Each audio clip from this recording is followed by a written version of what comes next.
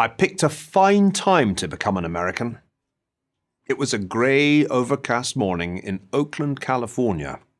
I was one of 1,094 people of every colour and creed from 85 nations, beginning with Afghanistan and ending with Yemen. We had gathered, anxiously clutching the requisite documents, outside the rather antique Paramount cinema. I wasn't the only new citizen of European origin, but we were a distinct minority. Rather to my surprise, the Chinese were the most numerous group, accounting for close to a fifth of the new Americans. How many Americans became Chinese citizens that week? Next were the Mexicans, more than 150 of them, then the Filipinos, closely followed by the Indians. Yet it was the sheer range of countries represented that was most marvellous. The young man to my right, immaculately dressed in white, was from Eritrea. He had studied computer science in Wales and had initially come to California to work for NASA.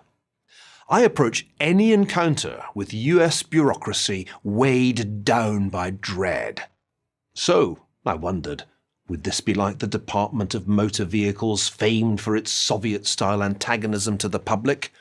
Or would it be more like the implacable, pitiless Internal Revenue Service? In fact, the officials of the US Citizenship and Immigration Services could hardly have been more affable. The Master of Ceremonies was a genial, balding, bespectacled chap who won his audience over with a virtuoso display of multilingualism, chatting to us in what sounded like pretty fluent Spanish, Chinese, French, Hindi, and Tagalog.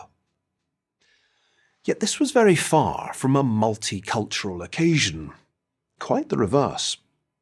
To get us in the mood for our impending Americanization, a choir sang a patriotic medley, including a rather baroque setting of the preamble to the Constitution, Yankee Doodle, and Woody Guthrie's This Land Is Your Land.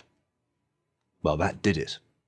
The way that song conjures up vast American landscapes, from the redwood forest to the Gulf Stream waters, always gets me by the throat, because, glimpsed in films, such vistas were what first drew me to the United States.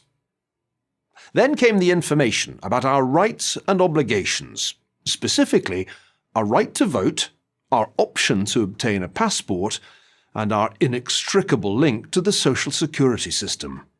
Nothing, rather disappointingly, about the right to bear arms, and not a word about the spiralling federal debt we were all now on the hook for.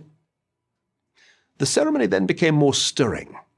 A Faces of America video had a distinctly martial soundtrack.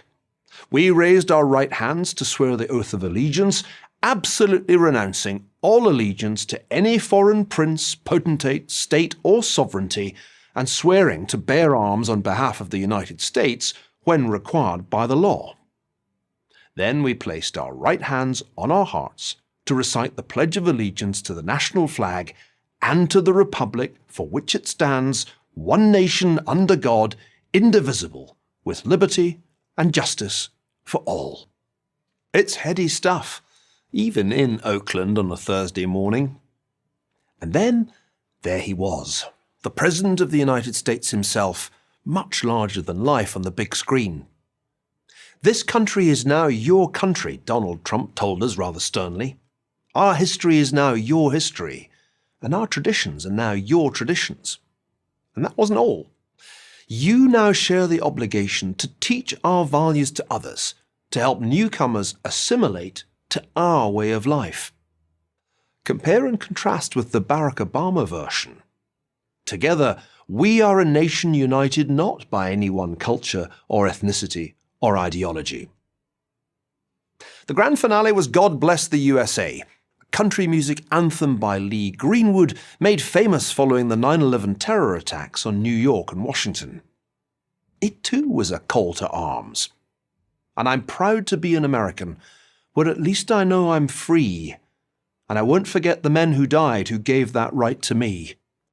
More than half a century of being British has made it hard for me not to cringe just a little at this kind of thing. But this hokum is now my hokum, and this president is now my president, until such time as we the people vote in another one. Yes, I picked a fine time to become an American, because it's always a fine time. I'm Niall Ferguson, Fellow at the Hoover Institution at Stanford for Prager University.